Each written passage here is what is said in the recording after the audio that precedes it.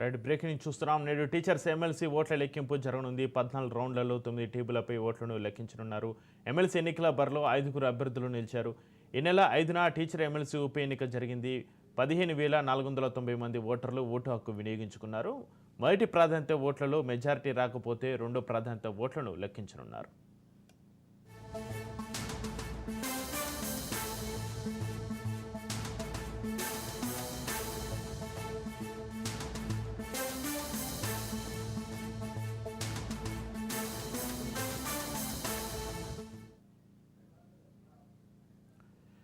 ఏపీలో నేడు teacher MLC ఓట్ల లెక్కింపు జరగనుంది. 14 రౌండ్లలో 9 టీపులపై ఓట్లను లెక్కించనున్నారు. ఎమ్మెల్సీ ఎన్నికల బరిలో 5 అభ్యర్థులు నిలిచారు. ఈ నెల 5న టీచర్ ఎమ్మెల్సీ ఉప ఎన్నిక జరిగింది. 15,490 మంది ఓటర్లు ఓటు హక్కు వినియోగించుకున్నారు. మొదటి ప్రాధాన్యత ఓట్లలో మెజారిటీ రాకపోతే రెండో ప్రాధాన్యత ఓట్లను లెక్కించనున్నారు.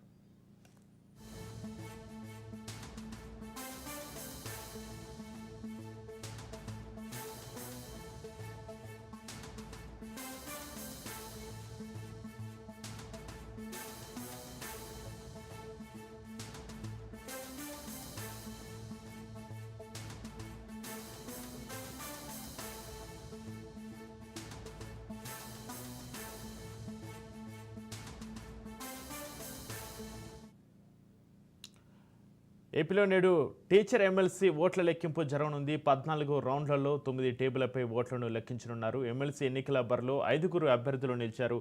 ఈ నెల 5న టీచర్ ఎమ్మెల్సీ ఉప ఎన్నిక జరిగింది.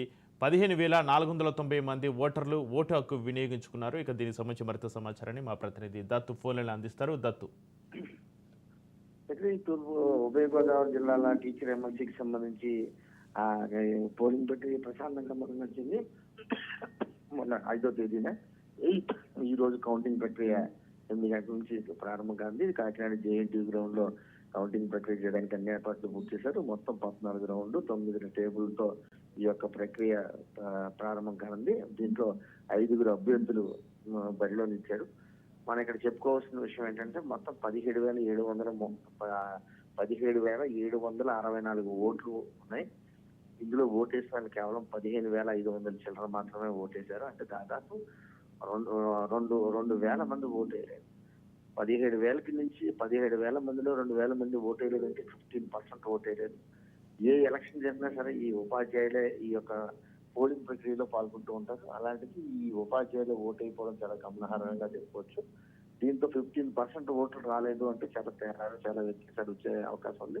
ఈ ఓటు వీరంతా కూడా రోజు ఉద్యోగానికి వెళ్ళి వస్తున్న వాళ్ళే, అనారోగ్యం కానీ లేకపోతే మరే ఇతర కారణాలు కూడా లేని వాళ్ళు. అలాంటి అన్ని అవకాశం ఉన్నా సరే ఓటైపోవడం ఏంటని చెప్పి అందరూ ముక్కును వేసుకుంటారు. ఓటు వేయండి అని చెప్పే ప్రభుత్వ టీచర్లే వారు ఓటేయకుండా ఉండడం ఏంటని కూడా ప్రశ్నిస్తారు. మరోవైపు ఇప్పుడు మనం చూసుకున్న మిగతా ఎలక్షన్ చూసుకుంటే కనుక ఈ ప్రక్రియ ఫస్ట్ ఈ 9 రోజుల ప్రక్రియకి సంబంధించి అధికార యంత్రాంగం పూర్తి కసరత్తు చేసింది, మొత్తం ఏర్పాటు చేసింది.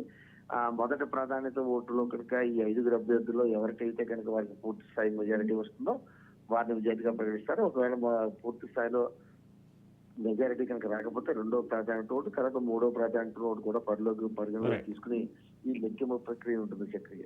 Right, thank you Dattu.